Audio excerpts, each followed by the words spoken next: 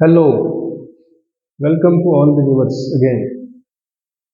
आज हमारा जो टॉपिक होगा वो रहेगा पास्ट टेंस।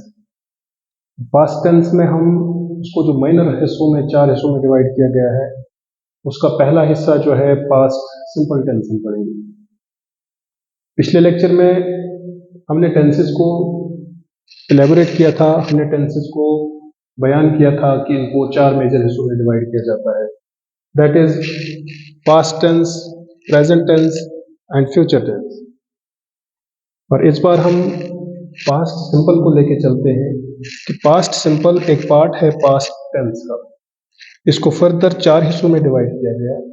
जैसा कि मैंने पहले भी आपके साथ शेयर किया था कि क्या ज़रूरत पड़ी इस रूल को, अगर ऑलरेडी हमारे पास पास्ट टेंस है, ये गुजरे हुए वक्त की बात करता है, क्या ज़रूरत पड़ी ग्रामेरियंस को इसको फर्दर 4 और हिस्सों में डिवाइड करने की।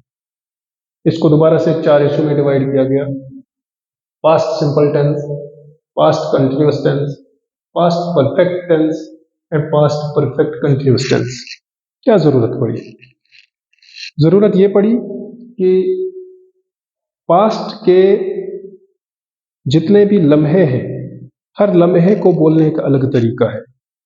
मिसाल के तौर पर कोई काम हमने अभी अभी किया है, अभी अभी पूरा किया है, उसको बोलने का एक अलग अंदाज होगा।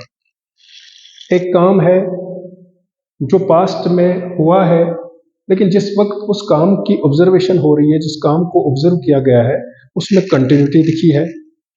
ऐसा काम भी है जो पास्ट में कुछ टाइम पहले शुरू किया गया था और कुछ टाइम के बाद उसको कंप्लीट किया गया। उस कंप्लीशन पे जो है वो एक सेंटेंस से अलग से बोला जाएगा। और एक सेंटेंस ऐसा जो काम पीछे से चलता भी आ रहा हो और काम उसमें हो भी रहा हो और अभी तक कंटिन्यू हो रहा हो, उसको बोलने का अलग अंदाज है। तो हम वन बाय वन इसको डिस्कस करेंगे और डिस्कस करने से पहले हम पास्ट सिंपल टेंस को पकड़ेंगे। हम पहले इसी को एलेबोरेट करेंगे, इसके रूल्स, इसका यूजेज, इसका हम यूज करेंगे, बयान करेंगे। जैसे हमारे पास पास्ट सिंपल टेंस है, जनरली हमने देखा है कि एक सेंटेंस को बनाने के लिए सब्जेक्ट और ऑब्जेक्ट तो मेन चीजें आपने देखी होगी कि जरूरत पड़ती है। अब सब्जेक्ट क्या होता है और ऑब्जेक्ट क्या होता है? सब्जेक्ट होता है जो काम करने वाला हो, जो चीज, जो नॉन काम करने वाला है, उसे सब्जेक्ट कहते हैं। और जिस काम को वो अंजाम दे रहा है, जो काम वो कर रहा है, उस काम को, जो उसका जिस चीज को अंजाम दे रहा है, उसको ऑब्जेक्ट कहते हैं। इसमें बीच में फिर वर्ब का इस्तेमाल हो सकता है, एडजेक्टिव का इस्तेमाल हो सकता है, एडवर्ब का इस्तेमाल हो सकता है, तो अलग अलग पार्ट्स ऑफ स्पीच का इस्तेमाल हो सकता है। अगर जनरली देखें तो हम पास्ट सिंपल टेंस में एक तो सब्जेक्ट रूल लिखते हैं plus second form of verb plus object. अगर हमने सिंपल सेंटेंस बनाना है तो जनरली हमने ये रूल याद भी किया है और हमें पता भी है कि ये हमारा रूल है। लेकिन इस रूल को कैसे इस्तेमाल करते हैं? अगर हम किसी एक सेंटेंस को पकड़ते हैं,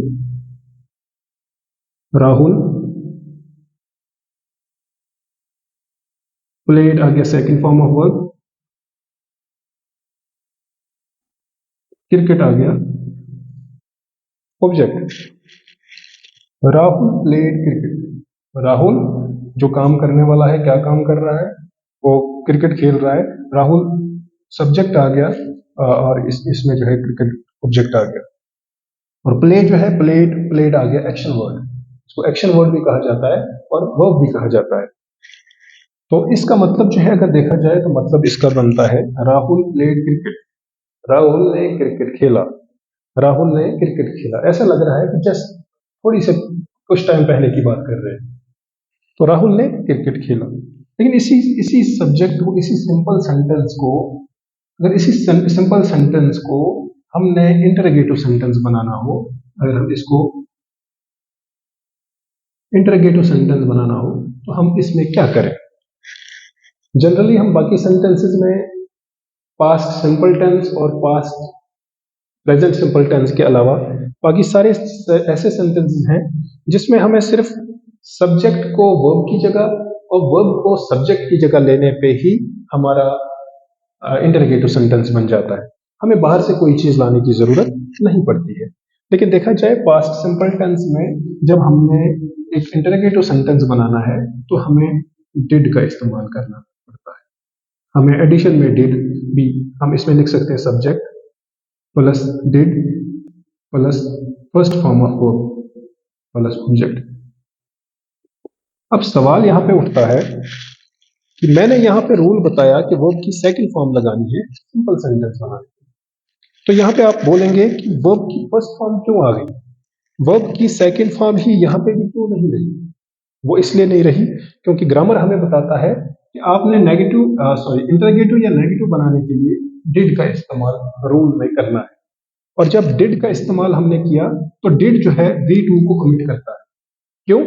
क्योंकि V2 जो है हमें इसलिए लगती है क्योंकि हम V2 के जरिए पास्ट की बात करते हैं, वर्ब की फर्स्ट फॉर्म के जरिए हम प्रेजेंट की बात करते हैं। लेकिन यहाँ पे वर्ब की first form along with did, क्योंकि डिड भी पास्ट की ही बात करता है। डिड भी ऐसा हेल्पिंग वर्ब है जो पास्ट की बात करता है, जो पास्ट के किसी लम्हे को बयान करने के लिए इस्तेमाल होता है। जब ऑलरेडी हमने पास्ट को बयान किया तो फिर इसके साथ दोबारा से सेकंड फॉर्म ऑफ वर्ब दोबारा से पास्ट का लफ्ज ही लगाने की जरूरत नहीं है। तो फिर हमने जो वर्ब है वर्ब को फर्स्ट फॉर्म में लाना है। फॉर एग्जाम्पल डिड, इसी सेंटेंस को चेंज करेंगे, डिड राहुल प्ले क्रिकेट और क्वेश्चन मार्क, क्वेश्चन टैग जरूरी लगाना है। अब यहाँ पे did Rahul play cricket, did Rahul play cricket, यहाँ पे डिड राहुल प्लेड क्रिकेट नहीं आएगा। क्यों? क्योंकि did is already pass and there is no need to use verb second form of verb in this sentence. इसलिए डिड राहुल प्ले क्रिकेट, क्या राहुल ने cricket खेला? इसका मीनिंग भी ऐसे नहीं बनाना। जनरली लोगों ने देखा मेरे सेंटेंस प्रॉपर यूज करते हैं लेकिन मीनिंग की बात जो है कहीं ना कहीं इसका मीनिंग ये लेते हैं। इसका मतलब ये है डिड राहुल प्ले क्रिकेट, क्या राहुल ने क्रिकेट खेला? इसका मतलब ये निकालते हैं क्या राहुल क्रिकेट खेल रहा था, जबकि वो इसका पार्ट नहीं है। इसका मीनिंग जो है डिड राहुल प्ले क्रिकेट का, क्या राहुल ने क्रिकेट खेला। तो इसी तरह से जब हमने इसको नेगेटिव बनाना है, आपको पता है नेगेटिव ऐसा सेंटेंस होता है जिस सेंटेंस में ना का इस्तेमाल हो, और इंटरोगेटिव ऐसा सेंटेंस होता है जो सेंटेंस क्वेश्चन हो। क्वेश्चन सेंटेंस को हम इंटरोगेटिव सेंटेंस बोलते हैं और नेगेटिव सेंटेंस हम किसको बोलते हैं? जिस सेंटेंस में ना का इस्तेमाल हो, जिस सेंटेंस में काम को रिफ्यूज करने की बात की जाती है। हम इसको राहुल, हम सब्जेक्ट को भी दोबारा से अपनी जगह पे लाएंगे। सिर्फ एक ही इंटरोगेटिव सेंटेंस में हमें हेल्पिंग वर्ब को सब्जेक्ट की जगह और सब्जेक्ट को हेल्पिंग वर्ब की जगह लिया जाता है। अदरवाइज हर सेंटेंस में सब्जेक्ट जो है बिगनिंग में होता है। राहुल, डिड हम यहाँ पे लगाएंगे क्योंकि पास्ट की बात करें, डिड नॉट प्ले क्रिकेट। कोई क्वेश्चन टैग नहीं, कोई कुछ नहीं, एक फुल स्टॉप लगाना जरूरी है। हर एक सेंटेंस के एंड पे फुल स्टॉप होना जरूरी है, अदरवाइज हम इसको कंप्लीट सेंटेंस नहीं कह सकते। उम्मीद है इन चीजों की आपको समझ आई होगी। मैं दोबारा से एक थोड़ा सा क्विक रिव्यू इस पे लेता हूँ। राहुल प्लेड क्रिकेट, राहुल ने क्रिकेट खेला। इंटरोगेटिव अगर इसका हमने बनाना है तो did Rahul play cricket, did Rahul played cricket नहीं, डिड राहुल प्ले क्रिकेट, क्या राहुल ने क्रिकेट खेला। आफ्टर दैट नेगेटिव सेंटेंस में हमें क्या करना है कि Rahul did not play cricket. यहां पे भी दोबारा से जब डिड लग गया यहां पे भी वर्ब की सेकंड फॉर्म नहीं लगेगी, यहां पे भी only first form of verb इसके साथ लगेगी क्योंकि डिड ऑलरेडी पास्ट की बात कर रहा है। हम एक बार अगर पास्ट की बात कर रहा है डिड तो दोबारा से हमें प्लेड को सेकंड फॉर्म में लेने की जरूरत नहीं है क्योंकि सेकंड फॉर्म में लेने से हम पास्ट की बात ही उसमें उसका जिक्र होता है। तो ये हमने आज डिस्कस किया पास्ट टेंस। पास्ट टेंस में हमने पहला माइनर पार्ट में डिवाइड किया गया इसे, जिसका नाम है पास्ट सिंपल टेंस, और आज हमने ये पास्ट सिंपल टेंस हमने बयान किया। शॉर्ट में रूल्स के साथ साथ मैंने आपको ये भी बताया कि इसके मीनिंग क्या है। तो जुड़े रहे मेरे साथ। चैनल को सब्सक्राइब करें, लाइक करें, कमेंट करें और बेल आइकन को भी प्रेस करें ताकि आने वाली हर वीडियो आप तक ज़रूर पहुंचे। Thank you, have a nice time.